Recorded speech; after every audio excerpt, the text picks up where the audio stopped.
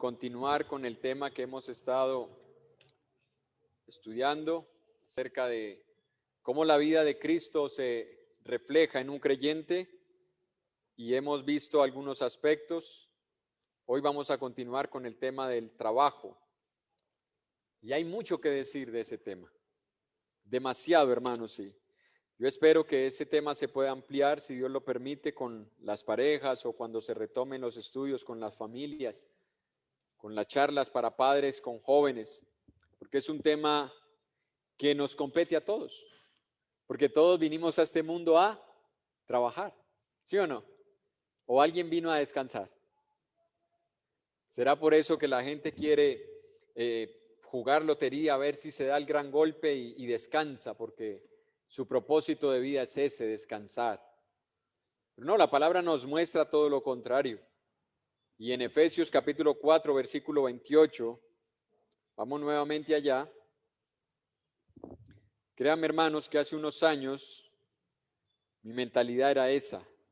No de jugar lotería porque nunca la he jugado, ni chance, sino de un trabajo que uno pudiese sentarse a descansar y que los demás trabajen por uno. Hasta un libro me regalaron, El hombre más rico de Babilonia, me lo regaló un hermano en Cristo, lo leí y de eso se trataba, de usted hacer un dinero, luego ese dinero invertirlo y luego esa inversión reinvertirla y luego esa reinversión reinvertirla y al cabo de 4 o 5 años usted puede dedicarse a descansar, a pasear, a conocer el mundo y el dinero trabaja por usted. Pero la Biblia nos muestra algo completamente diferente, contrario a la mentalidad materialista, consumista del hombre. En Efesios capítulo 4, versículo 28, recuerde que todo esto tiene que ver con la vida de Cristo en nosotros, porque todo viene hablando de que Él nos dio vida en el capítulo 2 y que Él ha creado para nosotros buenas obras para que andemos en ellas. Y eso incluye también el trabajo, verso 28, el que hurtaba no hurte más, sino trabaje haciendo con sus manos lo que es bueno, para que tenga que compartir con el que padece necesidad. Ya hemos visto, hermanos, lo primero, y es que habían miembros en la iglesia que no se habían despojado del hurto, seguían todavía practicando el robo, el abuso de confianza, la estafa. Y Pablo exhorta a estos hermanos, les dice, ustedes ya no pueden seguir viviendo así. Ustedes no pueden comportarse como los que no conocen a Dios. Y les ha dicho que deben dejar de hurtar y les ha dicho la medicina para ese mal y es trabaje. Esa es la mejor medicina para aquel que está dedicado a tomar lo que no es suyo. Trabaje. Pero no solamente le dice que debe trabajar, sino que ahora quiere llevarnos a un punto más allá. A que nosotros no veamos el trabajo con los ojos del secularismo. A que no lo veamos con los ojos del consumismo, del utilitarismo o con los ojos del lucro. Hay muchas formas de ver el trabajo. ¿Será por eso que los jóvenes hoy en día cuando piensan en una carrera dicen, pero ¿qué es lo que está dando plata ahora? Y nosotros como padres muchas veces los estimulamos así. El hijo dice, yo quisiera estudiar como un hermano que tiene aquí un estudio, ser ecólogo, estudiar ecología ambiental. ¿Y eso para qué sirve? ¿No ve que ahorita están destruyendo todo? Eso no les sirve. Busque una carrera que dé plata, mijo. Sistemas, eso es lo que está dando plata ahora. Y nosotros vamos introduciendo en nuestros hijos y en las nuevas generaciones esa perspectiva del trabajo. Verlo como un medio utilitario o solamente lucrativo. No, Pablo quiere que nosotros veamos el trabajo con los ojos de Dios, para que nuestra perspectiva acerca de lo que significa trabajar y producir sea completamente diferente. Vamos a orar, hermanos, para que sea Dios ayudándonos a meditar en su palabra. Oremos. Santo y glorioso Señor, te damos gracias porque podemos meditar en tu palabra, porque podemos escudriñarla y a través de ella ser edificados, ser instruidos, llenarnos del conocimiento que produce vida y que esa vida se refleje en cada aspecto de lo que nosotros hacemos mientras estemos en este mundo. Ayúdanos, Señor, a prestar atención a cada palabra que sale de tu boca, para que ella pueda penetrar nuestros corazones, pueda ser implantada en ellos y pueda crecer, Señor. Por medio de ella podamos nosotros despojarnos de todo aquello que no conviene, que no te agrada, y revestirnos de ese nuevo hombre, creado en la justicia y santidad de la verdad. Y tu palabra es verdad, Señor, y por eso es que mediante ella podemos aprender qué es lo que tú quieres que nosotros hagamos y para qué creaste todas las cosas, Señor. En ella podemos entender tu creación y en ella podemos entender la funcionalidad de todo lo que has hecho, incluyéndonos a nosotros. Así que háblanos, Señor. Ayúdanos a tener reverencia y disposición de corazón. Y ayúdanos a esforzarnos, Señor, porque sabemos que hay cansancio, que hay fatiga y que Satanás utiliza todos los medios posibles para distraernos. Ayúdanos a luchar contra eso, para que así podamos salir edificados de este lugar en esta mañana. Lo rogamos, confiando en tu gracia y en tu buena voluntad, por medio de Jesús, tu Santo Hijo. Amén. Bien, hermanos, recordemos que cuando Pablo está escribiendo esta carta, la está escribiendo hace 2000 años, esto no se escribió hace 8 días, y por eso es que Pablo hace referencia haciendo con sus manos lo que es bueno. ¿Por qué? Porque en esa época la mayoría de los trabajos, y no estoy diciendo que era en su totalidad, pero la mayoría de los trabajos, hermanos, eran trabajos artesanales, eran trabajos manuales. Claro que habían trabajos intelectuales, porque estaban las personas que eran los pensadores, estaban los abogados vienen desde esa época, había derecho también, pero en su gran mayoría el trabajo que realizaban las personas era un trabajo artesanal, era un trabajo manual. De ahí a que se haga referencia a que haga con sus manos lo que es bueno, para que nosotros tengamos claridad y no pensemos que entonces la persona que intelectualmente trabaja, porque puede trabajar intelectualmente, aquellos que son consejeros en las empresas, de cómo desarrollar una mejor estrategia para que la empresa crezca, está haciendo un trabajo intelectual y también está desarrollando una labor. Entonces no pensemos de pronto que esa persona entonces está desobedeciendo a Dios. No, tenemos que tomar la idea y es la práctica. Es el trabajo que se desarrolla en la práctica, sea intelectual o sea físico, porque a Dios no le interesa tanto, hermanos, y espero me entiendan esta frase, no le interesa tanto la clase de trabajo que nosotros hagamos, sino cómo lo hacemos. Y me explico. Dios no ve con mejores ojos al médico que al barrendero, para que me entiendan, ¿no? Dios no ve con mejores ojos al abogado que a la ama de casa que también trabaja en su casa. Y eso es una mentalidad que nosotros tenemos y se ha metido en el corazón de muchos creyentes. Piensan que estar en su hogar no es un trabajo, cuando Dios ha dicho que lo es. Y si no, ¿por qué le pagamos nosotros a la persona que viene y nos desarrolla esas labores? Es también un trabajo. Así que lo que Dios quiere es que nosotros veamos con los ojos de Él lo que es el trabajo y el propósito por el cual Dios lo creó. Y por eso es que menciona aquí, dice, trabaje haciendo con sus manos lo que es bueno. Escuchen, hermanos, lo que es bueno. Y debemos recordar algo, hermanos. Dios es el ejemplo de trabajador. ¿Sí o no? Porque vimos en las Escrituras que en el séptimo día Dios descansó de toda la obra, y ya explicamos eso. Cuando Jesús en Juan capítulo 5 dice, mi Padre trabaja y yo trabajo todavía. Dios es el modelo de trabajo, de trabajador. Dios es el modelo, hermanos, de creador. Porque hay personas que trabajan creando. Hay personas que trabajan creando cosas, dándole forma a cosas.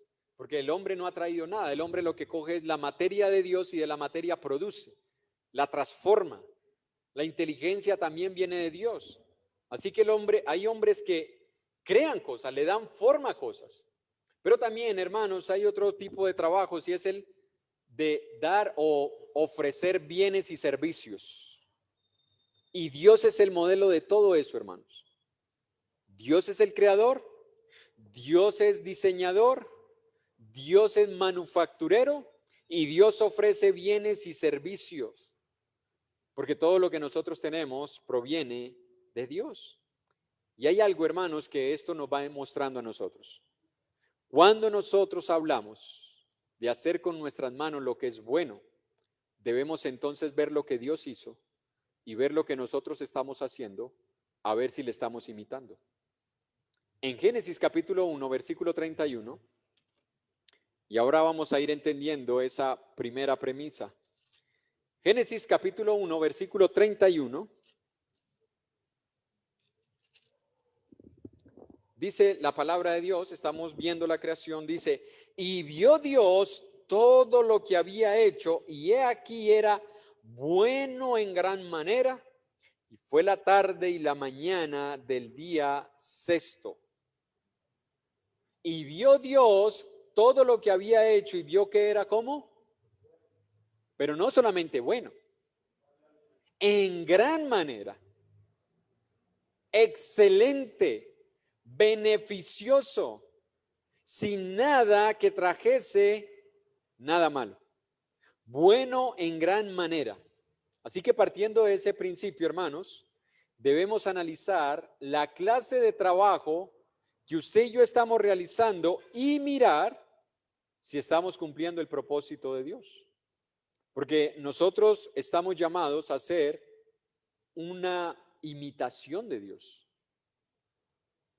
Estamos llamados a ser un reflejo de Dios. Y en el trabajo nosotros podemos reflejar a Dios.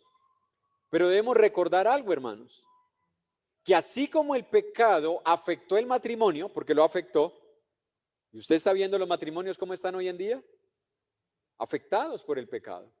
Así como él afectó las familias están afectadas, así como él afectó también la crianza de los hijos. Bueno, la crianza de los hijos está desviada hoy en día. Hoy ya no crían los hijos a los padres a los hijos. Hoy los hijos crían a los padres.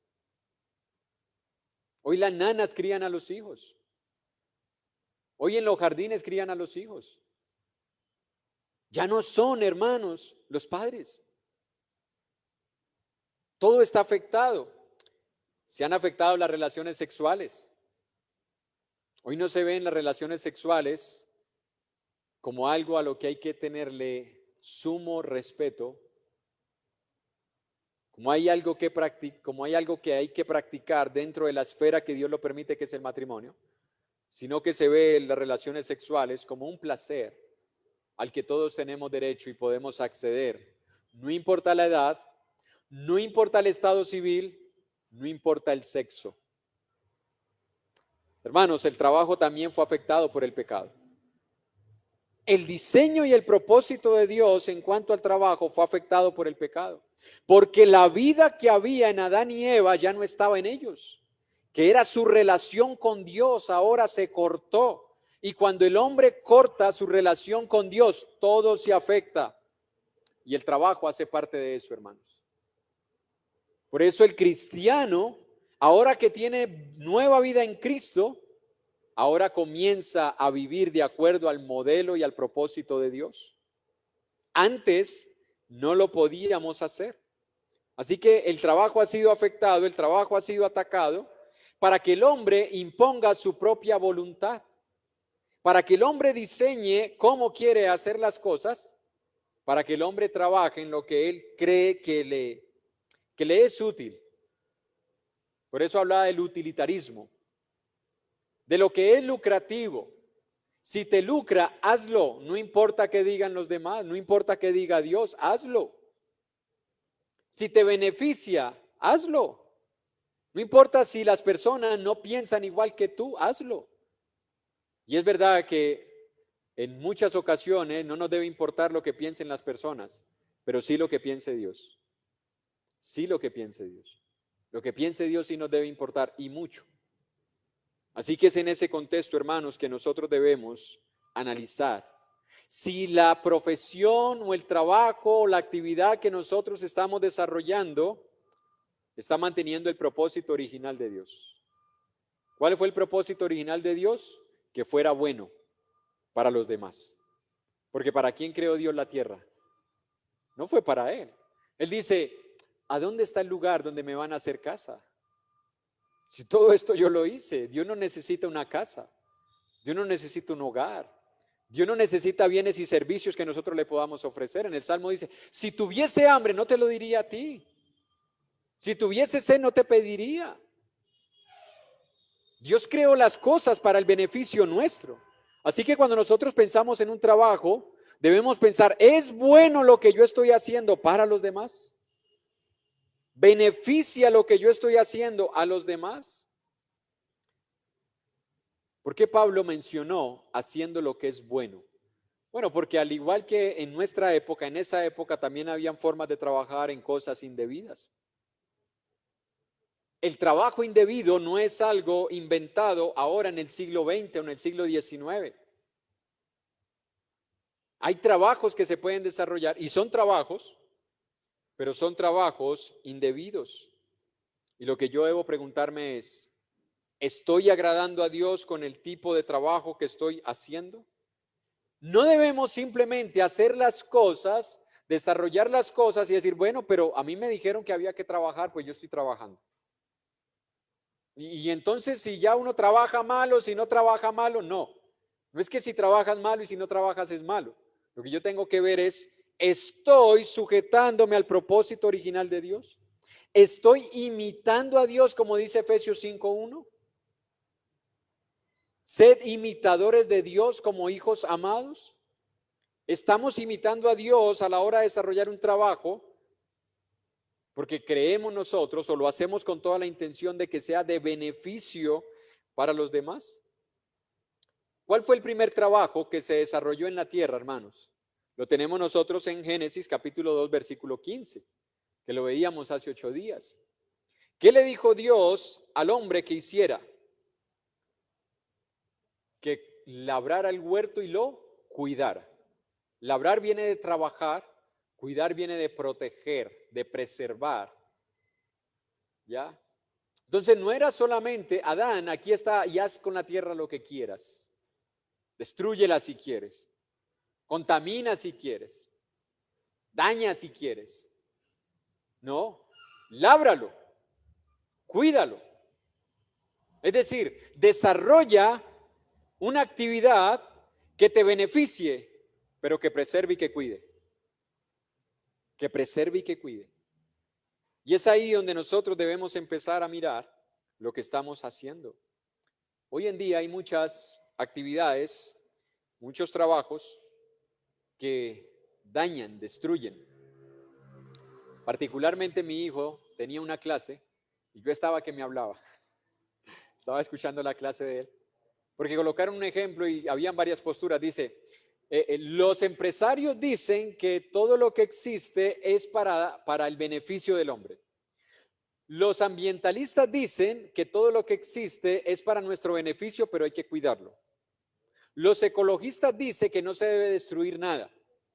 Los religiosos dicen que Dios creó la tierra para que nos beneficiáramos de ellos. Entonces la pregunta era, ¿cuáles son similares? Y a mí me aterró, yo dije, bueno, van a colocar la de los ecologistas con la de los religiosos. No, la profesora dijo, no, son los empresarios y los religiosos. Y yo estaba que me hablaba, yo, señora, pero ¿de qué religión me habla usted? Porque el creyente no piensa así. El verdadero creyente no piensa así. El verdadero creyente piensa diferente. El verdadero creyente sabe que Dios creó esto para nuestro beneficio, pero nos da el principio y el mandamiento de cuidar. El Hijo de Dios piensa así de su trabajo. El Hijo de Dios piensa así de su actividad. No piensa solamente en el beneficio que pueda obtener de ella y dañar y destruir, ¿no? Porque esto es de Dios y nosotros somos solamente administradores. Hay una postura evangélica muy fuerte en la que dice, no se preocupe por lo que le pase a la tierra, de todas maneras Dios la maldijo. Bueno, lo que Dios maldijo fue a la tierra, pero por causa del pecado, diciéndole al hombre que cuando él trabajara, le iba a costar obtener el fruto de la tierra. Así que cuando nosotros pensemos, hermanos, en una actividad, en un trabajo, pensemos, ¿es bueno lo que estoy haciendo? ¿Cumple el propósito de beneficiarme, pero también cumple el propósito de cuidar, de preservar?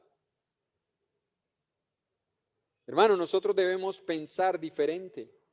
Aunque hay algunos que piensan que cuando se refiere a que Dios puso a Adán y Eva, o Adán, cuando le da el mandamiento a Adán, que él se lo da a Adán, de labrar, de cuidar, él se lo traspasa a Eva, piensan que eso era netamente espiritual. O sea, no, es que ahí está hablando de lo espiritual, no se preocupe por la materia, porque al fin todo esto va a ser destruido. ¿Nuestro cuerpo también? ¿No debemos cuidar nuestro cuerpo?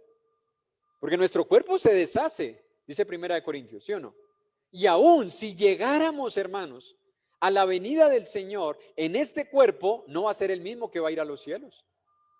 Porque dice que seremos transformados en un abrir y cerrar de ojos. Entonces no debemos cuidar el cuerpo porque se va a destruir, se va a deshacer, se está enfermando, se va a morir, se va a añejar, todo se va a caer, todo se va a arrugar. No, lo cuidamos porque es de Dios. En la creación sucede lo mismo. Así que el trabajo que usted y yo desarrollemos, hermanos, debe estar reflejando el carácter de Dios.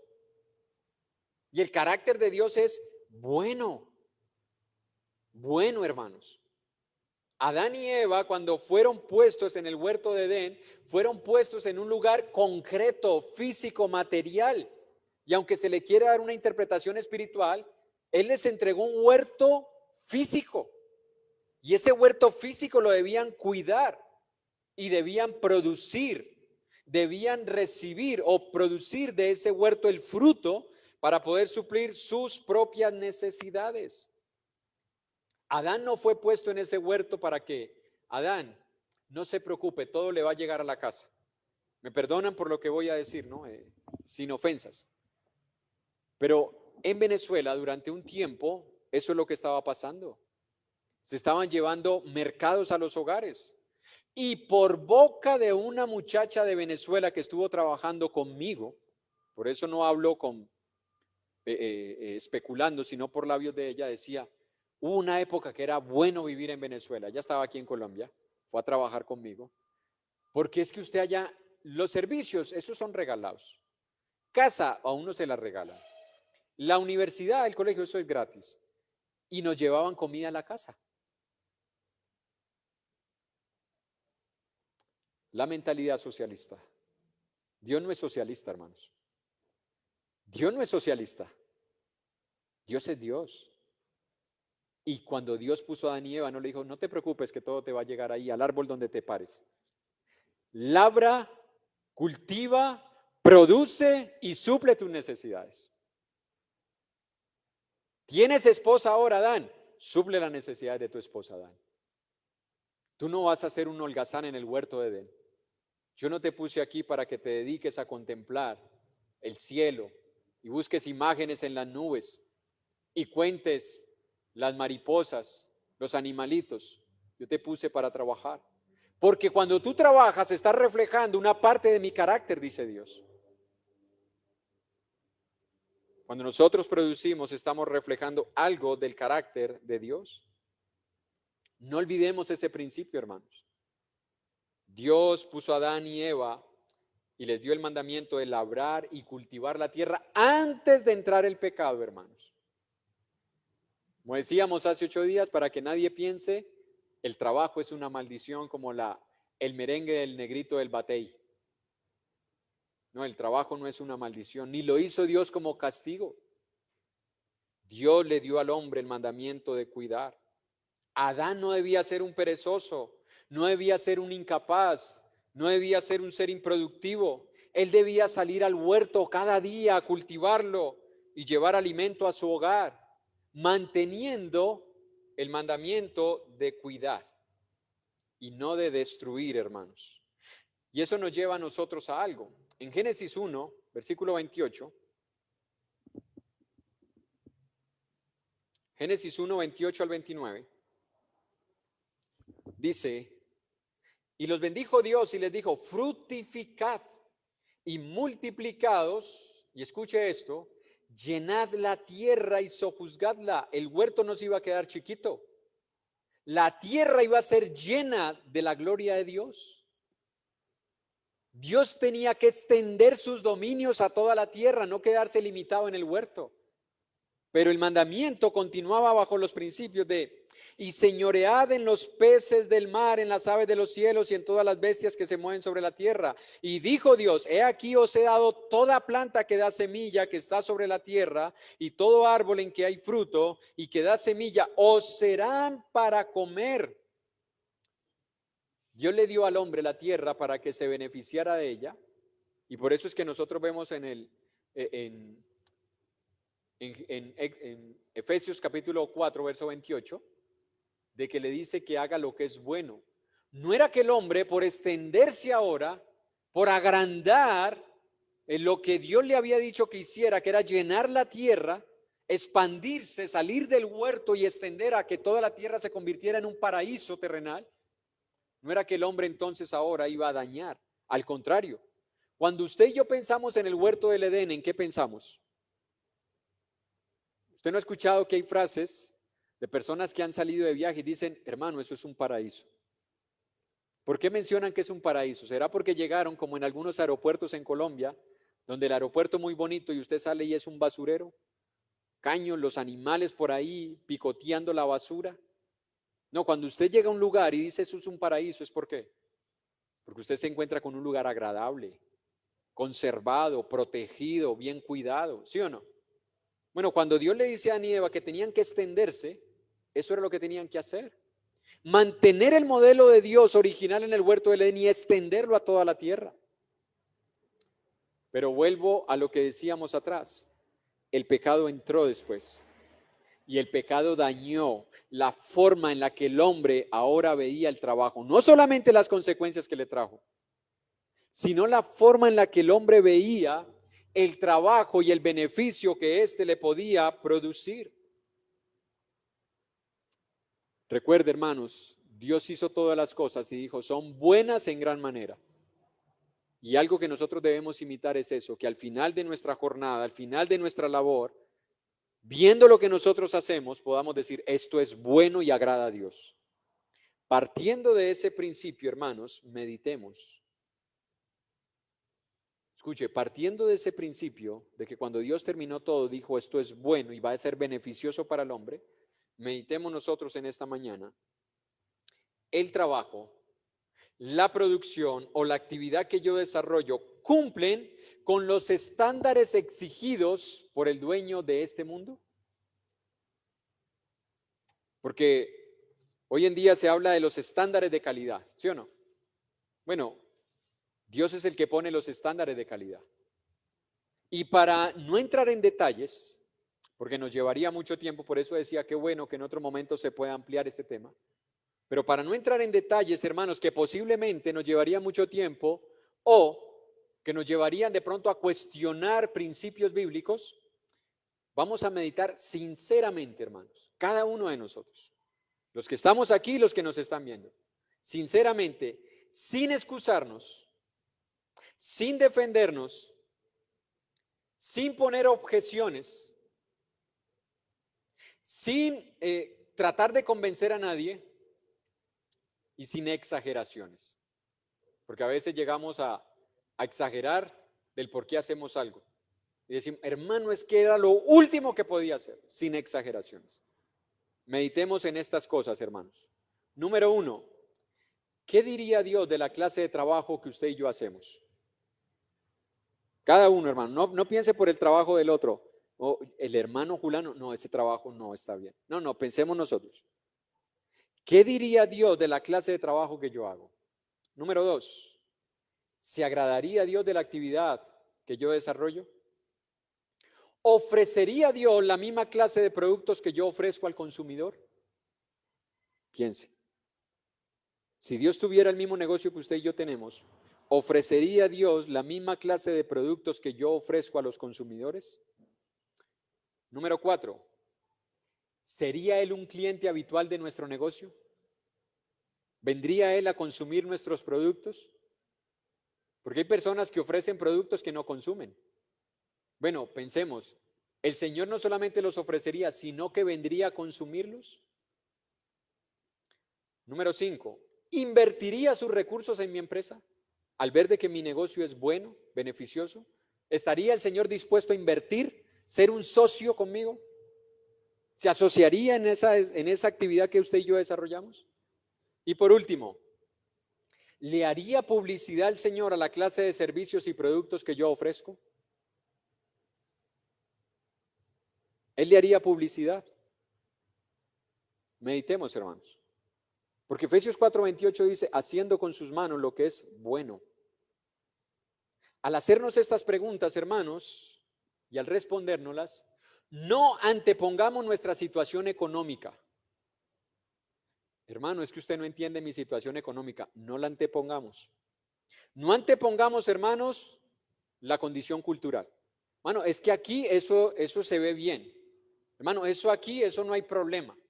Aquí en esta región, hermano, eso es normal. Eso todo el mundo lo hace. Eso es cultura. Eso no es malo. Ustedes lo pueden ver como pecado, pero aquí no. No antepongamos la cultura. No antepongamos el ambiente social. Hermano, es que en este sector lo que se vende es esto. Aquí en este negocio lo que se vende es esto. Si yo no vendo esto, si yo no produzco esto, se me cae el negocio. No antepongamos nada de eso, hermanos. Tampoco vayamos a responder estas preguntas en base a lo que estamos planteando y decir, eso es legalismo lo que está predicando el hermano. Eso no es doctrina, eso es legalismo. No, no lo vea como legalismo.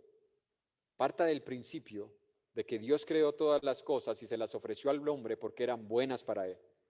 Partamos de allí. Eso no es legalismo. Eso es piedad. Esa es la doctrina conforme a la piedad. Porque ¿qué es la piedad? La piedad no es otra cosa que una vida consagrada a Dios. Y una vida se refiere a todo lo que hacemos. Meditemos en estas cosas, hermanos. Porque esto nos puede llevar a nosotros a ver la perspectiva del trabajo con los ojos de Dios. De nada sirve que usted y yo tengamos objeciones a los principios de Dios. De nada sirve que antepongamos nuestra situación económica o la cultura. De nada sirve, hermanos. Dios es veraz. Dios es veraz. Ustedes saben que ahora hay muchos productos que requieren certificado INVIMA, algo así, creo que certificado o certificación INVIMA, ¿sí o no? Yo me enteré, y espero que por esto no nos vayan a traer problemas, porque esto posiblemente lo vean otras personas, aunque no es un secreto, esto es un secreto a voces, que ese permiso se puede comprar. Escuche, si usted no cumple los estándares de calidad, usted lo puede comprar. Tiene que tener buenos millones para comprarlo, pero usted lo puede comprar. Lo digo por experiencia propia, no porque yo lo haya comprado, sino porque alguien cercano a mí me lo contó. Estaba desarrollando un producto y me dijo, no me lo dejaban pasar. Así que un señor me dijo, vea, necesitamos tantos millones y le damos el registro. Pues yo me los conseguí y me lo dieron. ¿Usted cree que con Dios podemos hacer así? Señor, te ofrezco tanto para que me pongas ahí que es aprobado mi trabajo. Yo sé que tu palabra enseña otra cosa, pero Señor, ¿cuánto es? ¿A cuántos hay que untarle la mano para que tú le pongas ahí sello de certificado? No, hermanos, de nada sirve eso. Cuando Dios dice, haciendo con sus manos lo que es bueno, es lo que es bueno, kalos, lo que agrada a Dios, lo que glorifica a Dios. No midamos el carácter de Dios por la situación en la que nos encontremos. Midamos la labor que desarrollamos según el carácter de Dios. No midamos el carácter de Dios por la situación en la que nos encontramos. O sea que el Señor me está mandando a que yo no haga esto, y si yo no hago esto, entonces voy a aguantar hambre, voy a pasar necesidad. No midamos el carácter de Dios por nuestra situación. Midamos la actividad que usted y yo desarrollemos con el carácter de Dios. Es todo lo contrario, hermanos. Midámoslo de esa manera. para que de esa forma tengamos su aprobación. En Salmo 128, 1 y 2, un pasaje por demás conocido por muchos de nosotros, que se ha tocado en muchas reuniones de parejas, estudios para las familias, pero no por eso deja de ser la palabra de Dios viva y eficaz. Salmo 128, del 1 al 4 dice: bienaventurado todo aquel que teme a Jehová, que anda en sus caminos. Cuando comieres el trabajo de tus manos, bienaventurado serás y te irá bien. Tu mujer será como vid que lleva fruto a los lados de tu casa, tus hijos como plantas de olivo alrededor de tu mesa. He aquí que así será bendecido el hombre. ¿El hombre que qué? ¿El que trabaja en cualquier cosa o el que teme a Jehová? Bienaventurado serás cuando comieres el fruto de tu trabajo, el fruto del trabajo de tus manos. ¿Por qué Dios bendeciría un trabajo que a Él no le agrada? ¿Por qué Dios bendeciría una actividad ilícita que en vez de ofrecerle un beneficio a los demás, les ofrece un daño? ¿Por qué Dios la tendría que bendecir?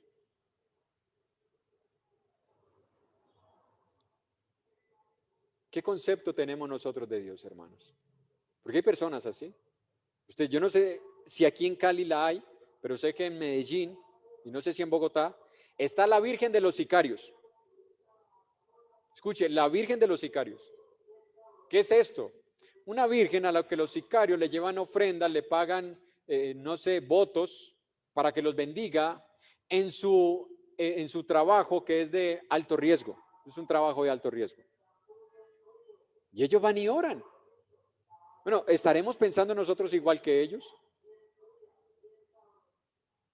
¿Que Dios tiene que bendecir mi trabajo independientemente de lo que yo haga? Si es lícito, si no es lícito, si es bueno, si no es bueno, si beneficia a otros o les hace daño. Pero soy un hijo de Dios y Dios me tiene que bendecir.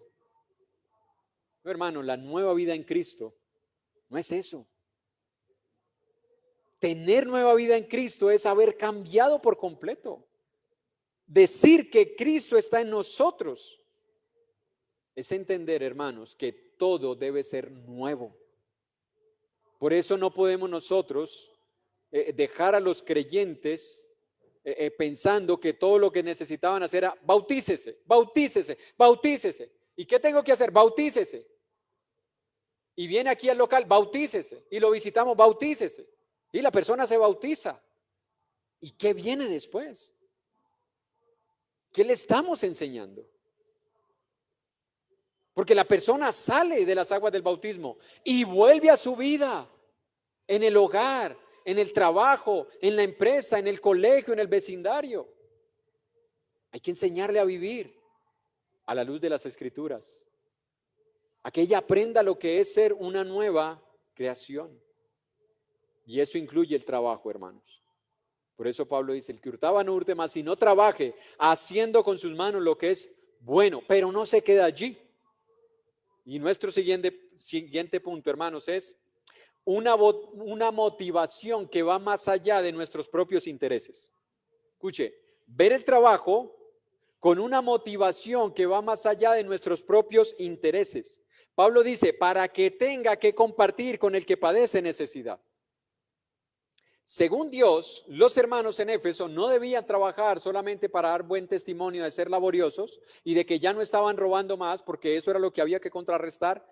El pecado del hurto no era solamente para contrarrestar el pecado del hurto, no era solamente para que hicieran algo bueno, sino que ahora les dice: para que tengan que compartir con el que padece necesidad. Y en esa época, al igual que en nuestra época, había muchas necesidades, y especialmente dentro de los creyentes. Se cree que dentro del Imperio Romano, porque la iglesia se mueve dentro del contexto del Imperio Romano, es en esa época que se mueve, como la profecía de Daniel, el sueño de la estatua de oro, el reino mezclado en barro con hierro. Así era el Imperio Romano, fuerte por un lado, pero con alianzas que lo hacían débil, ¿ya? Hacían débil al Imperio Romano, y por eso tenían que estar enviando ejércitos a una guerra. Y se levantaba otro pueblo, ejércitos allá, y otro, y ejércitos allá, y nunca pudo ser un reino sólido. Sí se extendió y se agrandó, pero no fue sólido. Bueno, se cree que durante ese imperio 60 millones de personas eran esclavos. Eso equivale más o menos al promedio de entre el 50 o el 60% de la población que vivía dentro del Imperio Romano eran esclavos. El 20% eran pobres, no eran esclavos, eran pobres. Vamos en 80. El 10 o el 15% eran de clase media baja y solamente un 10% tenían un estado social, un extracto social alto. Había mucha necesidad, mucha necesidad. Y la iglesia vivió durante ese contexto y la iglesia comenzó a padecer necesidades. En Hebreos capítulo 10,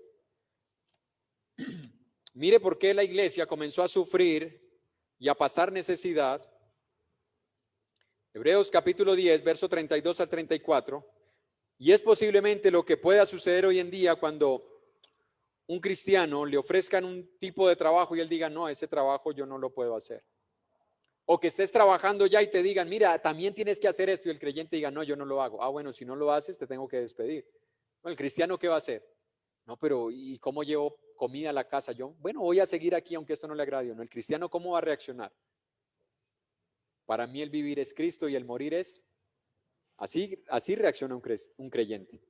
Entonces en Hebreos capítulo 10, verso 32 en adelante dice la escritura, pero traed a la memoria los días pasados en los cuales después de haber sido iluminados sostuviste gran combate de padecimientos. Por una parte, ciertamente con vituperios y tribulaciones fuisteis hechos espectáculo. Y por otra, mire, dificultades emocionales, espirituales que atacaban su estado emocional. Y por otra, llegaron a ser compañeros de los que estaban en una situación semejante, porque de los presos también os compadecisteis, y el despojo de vuestros bienes sufristeis con gozo, sabiendo que tenéis en vosotros una mejor y perdurable herencia en los cielos.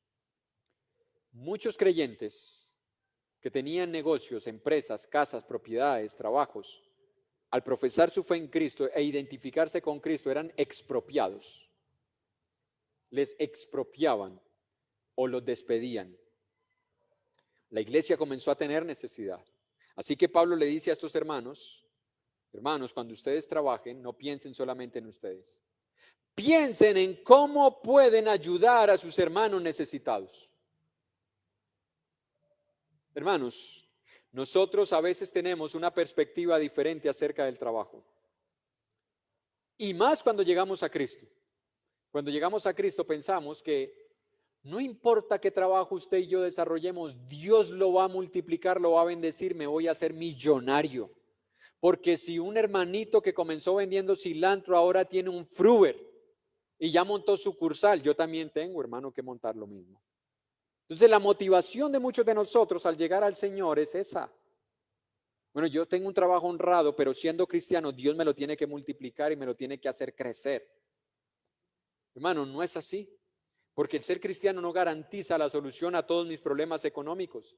Quien predica esto está falsificando el evangelio y es un anatema. ¿Y sabe quién hace esto? El evangelio de la prosperidad. Ese es un evangelio falso.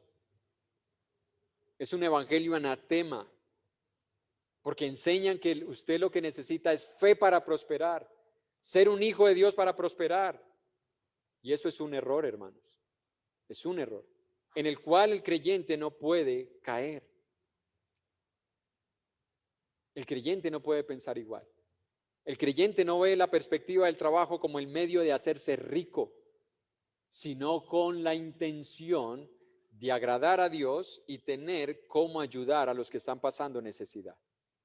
Pregunta, ¿es así como vemos el trabajo? ¿O cómo lo hemos estado viendo hasta el día de hoy, hermanos? Porque cuando le predican a usted un evangelio de que si usted es cristiano, usted jamás va a padecer necesidad, le han mentido. Le han mentido. El cristiano va a pasar por necesidad. No por negligencia. Si pasa necesidad por negligencia, eso es consecuencia del pecado. Aclaro. Puede pasar necesidad siendo diligente. siendo honrado, haciendo lo que es bueno, agradando a Dios, puede pasar necesidad. Una crisis económica no esquiva a los cristianos, no los esquiva. Hay personas que dicen, mire, Dios es bueno, iba un bus, se murieron 40 y ahí iba un solo cristiano y se salvó. Bueno, ¿y qué pasó con Pablo? ¿Por qué no salvó a Pablo de la muerte? ¿Por qué no salvó a Pedro? Mano, no midamos lo bueno de Dios porque una persona se salva en un accidente. No midamos lo bueno de Dios porque mi negocio prospera. Así no se mide a Dios. Así no se miran las cualidades o el carácter de Dios. Así no es, hermanos. Dios es bueno. No porque haga cosas buenas. Es que todo lo que Dios hace es bueno. Todo. Hasta cuando permite que sucedan cosas negativas en nuestra vida. No creamos en ese evangelio de la prosperidad, ni lo prediquemos. Mano, cuando prediquemos el evangelio, no prediquemos prosperidad. Prediquemos a Cristo y a este crucificado. Prediquemos salvación del alma. Y que si Dios quiere, bendice o no bendice nuestro empleo. Lo prospera o no lo prospera, lo multiplica o no. Ofrezcamos la nueva vida en Cristo. No le ofrezcamos una pirámide a las personas. Porque a veces parece que estuviéramos ofreciendo una pirámide. Si Dios en su gran misericordia nos quiere bendecir con riquezas, lo puede hacer. Con lujos, lo puede hacer. Pero no es lo que estamos buscando. Nosotros queremos un trabajo para glorificar a Dios, mostrar su carácter y ser de beneficio para otros. ¿Por qué? Porque entendemos las palabras de Jesús de Mateo capítulo 27. Mateo capítulo 27, versículo 26, versículo 7 al 11. Dice, y vino a él una mujer con un vaso de alabastro de perfume de gran precio y lo derramó sobre la cabeza de él, estando sentado a la mesa. Al ver esto, los discípulos se enojaron diciendo, ¿para qué este desperdicio? Porque esto podía haberse vendido a gran precio y haberse dado a los pobres. Y entendiéndolo, Jesús les dijo, ¿por qué molestáis a esta mujer? Pues ha hecho conmigo una obra buena, porque siempre tendréis a los pobres. Escuche, siempre tendréis a los pobres con vosotros, pero a mí no siempre me tendréis. Un comentarista decía que esto se refería a la época de Jesús y segundo, que se refería a los pobres del mundo y no a los pobres dentro de la iglesia. Ese era un comentario. De esa manera lo explicaban. ¿Por qué? Porque su comentario o el comentarista tiene tendencia del evangelio de la prosperidad. Entonces este versículo no cuadra en su evangelio. No cuadra. Porque ellos lo que enseñan es que en esos movimientos todos tienen que prosperar. Todos tienen que ser ricos. Entonces este versículo no cuadra. Pero cuando Jesús dice, a los pobres los tendréis entre vosotros, Él está hablando con un grupo determinado que son los discípulos. ¿Cómo sabemos nosotros que esta interpretación es así, hermanos? Porque esto no se queda allí. En Romanos capítulo 15, y aquí ya entramos al contexto de la iglesia, porque alguno puede decir, bueno, Mateo 26 todavía la iglesia no está establecida, por lo tanto no se puede aplicar ese principio, como a veces se objetan ciertos principios, pero vamos entonces a la iglesia. Romanos capítulo 15, verso 25 al 27 dice la palabra de Dios. Mas ahora voy a Jerusalén para ministrar a los santos, porque Macedonia y Acaya tuvieron a bien hacer una ofrenda para los pobres que hay entre los santos que están en Jerusalén. Pues les pareció bueno y son deudores a ellos, porque si los gentiles han sido hechos participantes de sus bienes espirituales, deben también ellos ministrarles de los materiales. Mire cómo lo dice la traducción lenguaje actual en el versículo 26. Ese dinero lo recogieron. Versículo 25. Ahora voy a Jerusalén a llevar un dinero para los seguidores de Cristo que viven allí. ¿Para quién eran las ayudas? Para los pobres que estaban ¿dónde? En la iglesia, hermanos. Para los seguidores de Cristo que viven allí. Verso 26. Ese dinero lo recogieron las iglesias de las regiones de Macedonia y Acaya para ayudar a los cristianos pobres de Jerusalén. Recuerde, la carta a los Romanos se escribe después del año 33. En el año 33, cuando comienza la iglesia, hasta Hechos capítulo 5, usted encuentra que la iglesia tenía todas las cosas en común y no había ningún necesitado entre ellos, ¿sí o no?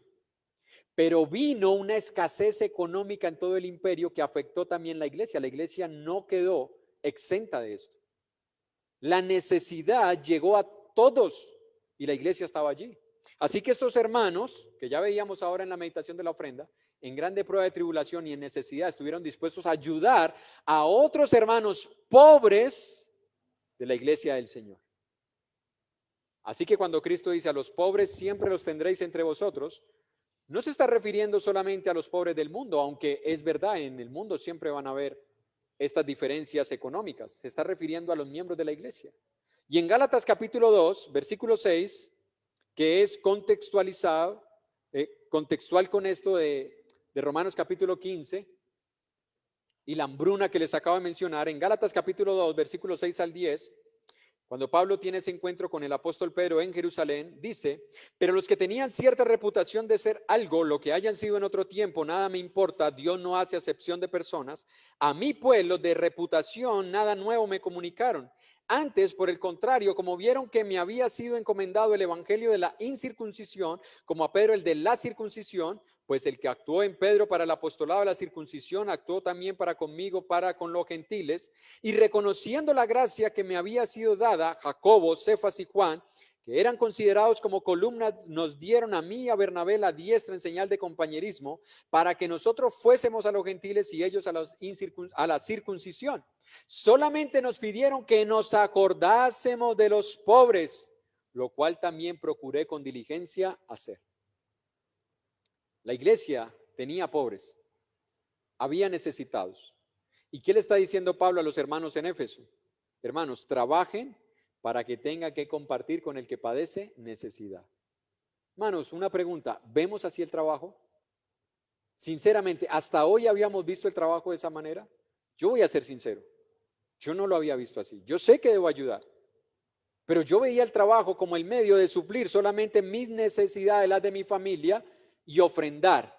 Y si Dios me permitía ayudar a alguien a hacerlo, pero no lo había visto con ese enfoque de Dios. Porque Pablo no le dice, mira, trabaja para que lleves sustento a tu casa. No, trabaja para que tengas que compartir con el que padece necesidad. Primer principio, tu beneficio no va a ser exclusivo para ti. Tu beneficio lo vas a tener que compartir. Por eso hacía la pregunta, ¿vemos nosotros la actividad que desarrollamos con esos ojos? Porque si Cristo está en nosotros, ahora tenemos los ojos de Cristo. Ahora tenemos los ojos de Cristo. Si la vida de Cristo está en nosotros, ahora es como la tenemos que ver. Hay personas que viajan al extranjero, no cuestiono al que lo haga, España, Inglaterra, el sueño americano que ya no es tan sueño, ya la gente prefiere devolverse, o Chile. ¿Para qué? Pregunta, ¿para qué? Mejorar su calidad de vida económica. Y ahí hay cristianos. Uno quisiera decir, eso está en el mundo, como dice el hermano Juan Carlos. Aquí no hay de esos. Sí, aquí sí hay de esos. Aquí sí hay de esos. Que están pensando en ellos. No están pensando en nadie más. Lo que ellos van a hacer, no están pensando en nadie más, sino en ellos. Pablo dice, no. Trabaje haciendo con sus manos lo que es bueno para que tenga que compartir con el que padece necesidad. ¿No es eso lo que dice 2 Corintios 9? Que Dios nos bendice para que tengamos siempre todas las cosas, para que abundemos en toda buena obra. ¿No dice eso la palabra de Dios? ¿No nos estimula la palabra de Dios a eso? Hermano, la nueva vida en Cristo nos provee una nueva cosmovisión acerca del trabajo. No solamente de lo que es o no agradable a Dios, sino de lo que debemos hacer con el fruto de ese trabajo. La nueva vida en Cristo nos da esa nueva cosmovisión. Pero la triste realidad de muchos de nosotros, hermanos, es que vemos el trabajo solo como el medio de alcanzar nuestros sueños, nuestras metas, nuestros anhelos, nuestros gustos, satisfacer nuestros deseos. Y no está mal, hermanos, aclaro. no está mal, porque si Dios nos bendice, Dios nos prospera, podemos hacer con ese dinero algo bueno para nosotros. Pero la pregunta es, ¿estamos pensando también en los demás? ¿Vemos la necesidad de otros también? En Lucas capítulo 12, verso 16, y vamos terminando. Lucas capítulo 12, verso 16 al 19, tenemos nosotros una parábola que Dios permita ninguno de nosotros la imite. 12:16. También le refirió una parábola diciendo, la heredad de un hombre rico había producido mucho. Y él pensaba dentro de sí diciendo, ¿qué haré pues? ¿Qué haré? Porque no tengo dónde guardar mis frutos. Y dijo, esto haré. Derribaré mis graneros y los edificaré mayores. Allí guardaré todos mis frutos y mis bienes. Y diré a mi alma, alma, muchos bienes tienes guardados para muchos años. Repósate, come, bebe, regocíjate. ¿No es así como hemos pensado en alguna ocasión? Bueno, este negocio me va a dar para esto y esto me da para esto. Luego, después de un tiempo, yo ya tengo esto y me puedo dedicar a descansar. ¿Dónde quedó la ayuda al prójimo? Porque nosotros decimos, bueno, la Biblia dice que los mandamientos, o el mandamiento mayor, ¿cuál es? Amarás al Señor tu Dios con toda tu mente, con todas tus fuerzas, con toda tu alma, con todo tu corazón. Y a tu prójimo, de esto dependen la ley y los profetas. ¿Pensamos así en el trabajo o pensamos primero en nosotros? Primero yo, segundo yo, tercero yo, cuarto el Señor, quinto y sexto un ahorro y por allá si me queda algo ayudo. ¿Cómo pensamos nosotros, hermanos, acerca del trabajo? Vuelvo y digo, no está mal si Dios nos bendice y podemos obtener gustos para nosotros, beneficios, pero que no nos olvidemos, hermanos, que Dios nos ha bendecido para ayudar a otros. Hay una frase que se utilizan entre los evangélicos, es bendecido para bendecir. Mano, no es descabellado. A veces tildamos esa frase, eso es de evangélicos, pero no es descabellado. Dios bendijo a Abraham para que fuera bendición. Dios te da a ti y me da a mí un trabajo para que nosotros bendigamos a otros. Podamos bendecir a otros. No sé si bendigamos sea una palabra que esté dentro de la RAE. Me disculpan si no es así. Pero para que nosotros podamos bendecir a los demás. En primera de Timoteo, capítulo 6, verso 17 al 18, y recuerde que esta carta fue escrita a Timoteo que se encontraba en la iglesia en Éfeso. Primera de Timoteo 6, 17 y 18 dice la palabra de Dios. A los ricos de este siglo, la palabra siglo es mundo, manda que no sean altivos ni pongan la esperanza en las riquezas, las cuales son inciertas, sino en el Dios vivo que nos da todas las cosas en abundancia para que las disfrutemos, que hagan bien, que sean ricos en buenas obras, dadivosos, generosos, atesorando para sí buen fundamento para lo porvenir, que echen mano de la vida eterna. Aquí vemos nosotros un principio, hermanos. La bendición de Dios es para compartir. La bendición de Dios es para compartir. Aquel que está siendo bendecido, escuche, no estoy diciendo enriquecido, y ya voy a aclarar por qué no utilizo la palabra enriquecido. Aquel que está siendo bendecido debe ser generoso, debe ser dadivoso, no debe poner su esperanza en las riquezas, no debe pensar egoístamente ni hacer del dinero un ídolo. Pero cuidado, porque hay algunos que piensan que los que están obligados a dar solamente son los ricos. Se hace una actividad en la iglesia y lo primero que preguntan es, ¿y el hermano Julano ya dio? ¿Y la hermana Julana ya dio? Pero ellos tienen que dar, hermano, hay que pedirles. Hermano, ¿tú ya diste? Si le preguntáramos a la viuda, ¿qué contestaría la viuda de Lucas 21? ¿Qué contestarían los de Macedonia y Acaya? Bueno, ¿ya dieron los ricos? No. En profunda pobreza ellos dieron. Por eso dije, el que está siendo bendecido, no enriquecido. Porque si tú y yo tenemos un trabajo, estamos siendo bendecidos. Y esa bendición es para compartirla. Hermano, pero lo que yo gano es muy poco. Los de Macedonia, ¿cuánto tenían? La viuda de Lucas 21, ¿cuánto tenía? El hermano ahora hacía, no sé si hacía referencia, la viuda de Sarepta, ¿cuánto tenía? Un poquito de harina, un poquito de aceite, 2 leños, esto es lo último que me queda. Hazme primero a mí, le dijo el profeta. ¿Y qué hizo la viuda? Eso hizo, eso hizo. Se lo dio al profeta. Y recuerden, Jesús dijo, el que diera un profeta, aunque fuere un vaso de agua, recibirá recompensa de profeta. Bueno, a veces nosotros no somos bendecidos porque colocamos nuestra esperanza en lo que tenemos ahora y no en el Dios que nos da todas las cosas. Dios quiere bendecirnos, pero no para que seamos egoístas, sino para bendecir a otros, para ayudar a otros. Pensemos en las necesidades de otros. En Tito capítulo 3, versículo 14, Tito 3:14, y me perdonan, pero no quiero dejar esto a la mitad, porque se perdería el hilo de pensamiento. Me perdonan, sé que el tiempo en televisión es muy costoso, pero el Señor nos bendecirá para pagar ese tiempo. Tito capítulo 3, verso 14, dice la palabra de Dios.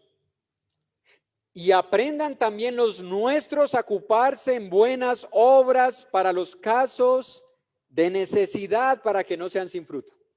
Aprendan también los nuestros, nos está hablando a nosotros, a ocuparnos en buenas obras, un trabajo bueno, una actividad buena, beneficiosa, no ilícita, no que desagrade a Dios, para que podamos ocuparnos de los casos de necesidad. ¿Es así como estamos viendo el trabajo? ¿O estamos, Señor, es que yo he querido viajar, pero en este trabajo nunca voy a viajar? Dame otro, Señor. Me paguen el doble.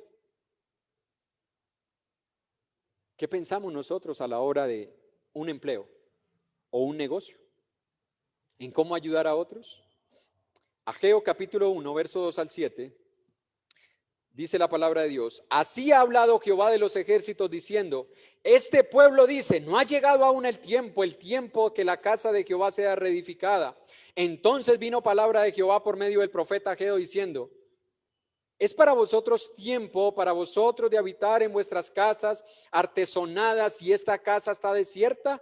Pues así ha dicho Jehová de los ejércitos, meditad bien sobre vuestros caminos, sembráis mucho y recogéis poco, coméis y no os saciáis, bebéis y no os quedáis satisfechos, os vestís y no os calentáis, y el que trabaja jornal recibe su jornal en saco roto. Así ha dicho Jehová de los ejércitos, meditad bien sobre vuestros caminos. Yo no sé si este espejo que hemos puesto hoy frente a nosotros por medio de la palabra nos ayudó a ver algunas cosas que hay que corregir en cada uno de nosotros. Espero que sí, espero que sí. Dios permita que sea así. Meditad bien sobre vuestros caminos. Es posible que no tengamos mucho, hermanos. Es posible que el trabajo que tenemos solo nos provee para lo necesario, pero aún así podemos ayudar. Aún así podemos dar. Ejemplos no han faltado. Usted no ha utilizado, padre, madre, con sus hijos, esta frase, hijo, mire los espejos. ¿La hemos usado? Yo la he usado. Yo no sé si eso es anticuado o qué, pero yo la he usado. Hijo, mire la edad que tiene, mire cómo comenzó, mire lo que hizo y mire dónde está. Hijo, mire a esa muchacha, mire dónde está. Mire los espejos. Así que podemos decir, espejos tenemos en las Escrituras de que se puede bendecir a otros aún teniendo poco. No nos han faltado los ejemplos. Así que volviendo al tema de lo que es la vida en Cristo, lo que nos enseña, hermanos, es que ahora que tenemos una nueva vida, eso es alguien y no algo. Escuche, la nueva vida no es algo, es alguien. Nosotros no tenemos algo. En nosotros vive alguien y su nombre es Jesús. Y Él es el modelo de trabajo y de ayuda a los demás. Porque dice en 2 Corintios 8 que por amor a nosotros se hizo pobre para que con su pobreza nosotros fuésemos enriquecidos.